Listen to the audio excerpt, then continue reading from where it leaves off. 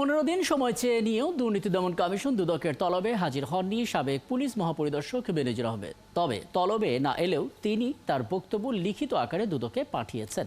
দুদক কার্যালয়ে দুপুরে এক সংবাদ সম্মেলনে এই তথ্য জানিয়েছেন দুদক সচিব খোরশেদা ইয়াসমিন। বলেছেন, সাবেক আইজিপি বেনজির আহমেদের লিখিত বক্তব্য পর্যালোচনা করে পরবর্তী পদক্ষেপ নেবে কমিশন। বিভিন্ন গণমাধ্যমে অবৈধভাবে অর্জিত সম্পদের বিষয়ে সংবাদ প্রকাশিত হলে দুদকের প্রধান কার্যালয় থেকে পাঠানো নোটিশে বেনজির আহমেদকে 6 জুন এবং তার স্ত্রী ও সন্তানদের 9 জুন দুদকে হাজির হয়ে বক্তব্য দিতে বলা হয়েছিল, কিন্তু গত 5 জুন বেনজির আহমেদের আইনজীবীর মাধ্যমে 15 দিন বাড়তি সময় চেয়ে আবেদন করেছিলেন।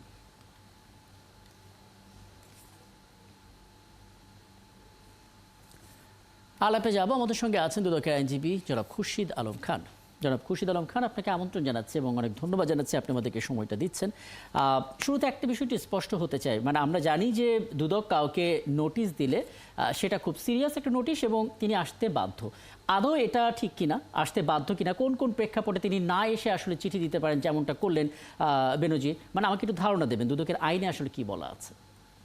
জি, আপনাকে ধন্যবাদ। দেখুন, দুদক বিধিমালা 8-এ বলা আছে, অনুসন্ধান চলাকালীন সময়ে অনুসন্ধানকারী কর্মকর্তা যদি মনে করে ওনাকে জিজ্ঞাসাবাদ করা প্রয়োজন, তাহলে ওনাকে নোটিশ দিয়ে হাজির হতে বক্তব্য দেওয়ার জন্য অনুরোধ করে।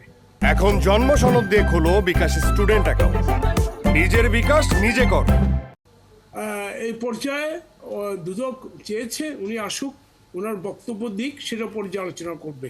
প্রথম দফায় ওনারা আসেননি, বর্ধিত দফায় আজকে আমাদের সচিব মহোদয় বলে দিয়েছেন বৃহস্পতিবার আইনজীবীর মাধ্যমে একটি লিখিত ব্যাখ্যা দিয়েছেন। হ্যাঁ, উনি নিজে না এসে লিখিত ব্যাখ্যা দিলেও এটাকে দুদক আইনত এটা ধরে নিতে হবে বেনজির আহমেদের বক্তব্য, এবং এটা দুদককে পর্যালোচনা করতে হবে, এবং এই পর্যালোচনা করে দুদক তার একটা সিদ্ধান্ত তার নথিতে দিবে, এবং কিন্তু অনুসন্ধান কার্য চলবে। এটা অনুসন্ধানের একটা অংশ বিশেষ, এবং দুদক একটি নোটিশ দিলেই উনি হাজির হতে বাধ্য না, কিন্তু তাকে একটা সুযোগ দেওয়া হয়। এটা ওনার ডিসক্রিশনারি ক্ষমতা। নর্মালি অনেকে এখানে হাজির হয়, ডক্টর ইউনূস হাজির হয়েছিলেন, আব্দুল হাই বাচ্চু হাজির হয়েছিলেন, অনেকে হাজির হয়েছিলেন স্বনামধন্য ব্যক্তি। এখন অনেকে আবার হাজির না হয়ে লিখিত ব্যাখ্যা দেয়। এই লিখিত ব্যাখ্যাকে দুদক আইনে এটা ধরে নিতে হবে, উনি হাজির হলে এই ব্যাখ্যাই দিতেন, এবং সেভাবেই দুদক অনুসন্ধানকারী দল এটা পর্যালোচনা করবে এবং এটা খতিয়ে দেখবে দুদক যে অনুসন্ধান চলছে প্রাপ্ত তথ্যপত্রের ভিত্তিতে উনি যা পেয়েছেন তার সঙ্গে ওনার বক্তব্য লিখিত কতটা সামঞ্জস্যপূর্ণ, এবং এটা অনুসন্ধানের একটা অংশ বিশেষ। আচ্ছা, এবার আমি একেবারে পরিষ্কার, মানে এটা যেই চিঠিটা দেওয়া হয়েছিল দুদকের পক্ষ থেকে সেখানে অনুরোধটা ছিল, অর্থাৎ শব্দটা ছিল অনুরোধ, আসতে অনুরোধ, এবং সেটা রাখার ক্ষেত্রে তিনি প্রথমে সময় চেয়েছেন, দ্বিতীয়ত তিনি চিঠি দিয়েছেন যেটা আপনারা মূল্যায়ন করবেন। মানে সেক্ষেত্রে এটা কি অনুরোধের পর্যায়ে থাকে সাধারণত? আইনের যে তদন্ত, সে তদন্ত করতে গিয়ে সেক্ষেত্রে তদন্ত বাধাগ্রস্ত হয় কিনা, যদি যাকে চিঠি পাঠানো তিনি যদি প্রতিউত্তর না দেন বা সহযোগিতা না করেন? না, দেখুন, উনি তো এটা তদন্ত না, এটা কিন্তু অনুসন্ধান। এখন কিন্তু কোনো মামলা হয়নি, মামলা হওয়ার পরে তদন্ত হয়, কাজে এটা তদন্ত না, এটা দুদক বিধি অনুযায়ী এটাকে বলা হয় অনুসন্ধান। এটা উনি তো সহযোগিতা করেছে, উনি তো একটি লিখিত ব্যাখ্যা দিয়েছে, সেই লিখিত ব্যাখ্যাটা যাচাই করা হবে। এখন যাচাই বাছাই করে দুদক তার অনুসন্ধান কার্যে এটা নিশ্চয় একটা সিদ্ধান্ত দিবে অনুসন্ধানকারী দল। ওনাকে হয়তো ব্যক্তিগতভাবে হাজির হলে অনেক ভালো হতো, উনি নিজে কন্ট্রোভার্ট করার সুযোগ পেতেন, যেহেতু উনি যে কারণেই হোক উনি হাজির না হয়ে লিখিত ব্যাখ্যা দিয়েছেন, এই লিখিত ব্যাখ্যাটাকেই ধরতে হবে, এটা ওনার বক্তব্য। বুঝতে পারছি, উনি উপস্থিত থাকলে এই কথাগুলোই হয়তো তিনি বলতেন। সেক্ষেত্রে শুধু বেনজির আহমেদ তার পক্ষ থেকে চিঠি দিয়েছেন নাকি তার পরিবারকে আসতে বলা হয়েছিল, তাদের পক্ষ হয়েও চিঠিতে ব্যাখ্যা দেওয়া হয়েছে? না, এটা দেখুন, পরিবারের ডেটটা কিন্তু কালকে।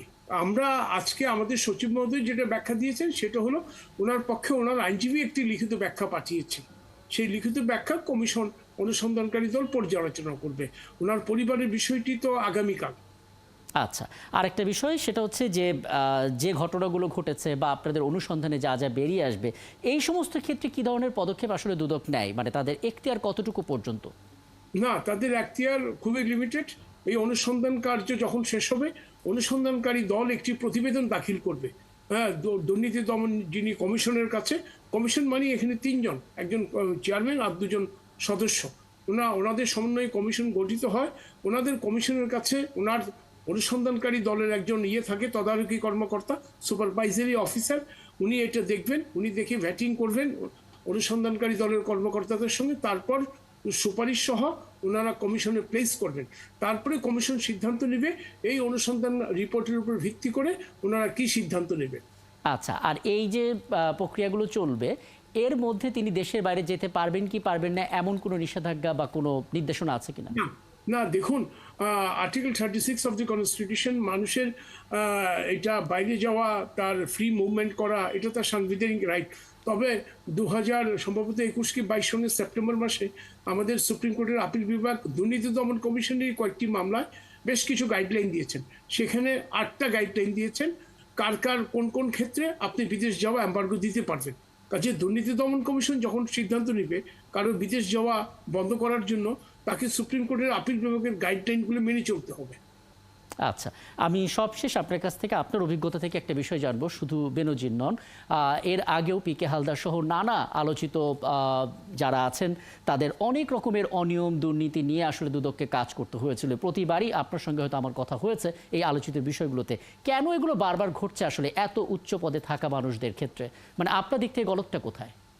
না জি, দেখুন, পিকে হালদারের তো 22 বছরের একটা মানি লন্ডারিং অবৈধ সম্পদের মামলা সাজা হয়ে গেছে।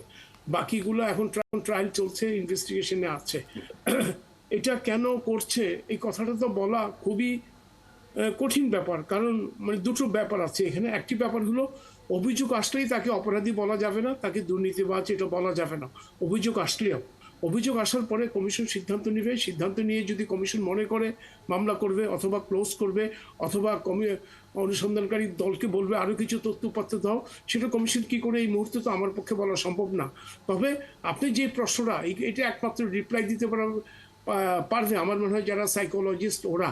এটা তো আমাদের দেশে তো হরহামেশাই হচ্ছে এই ধরনের ঘটনা। অভিযোগ আসে, অনেক ক্ষেত্রে অভিযোগ প্রমাণিত হয়, অনেক ক্ষেত্রে অভিযোগ প্রমাণিত হয় না।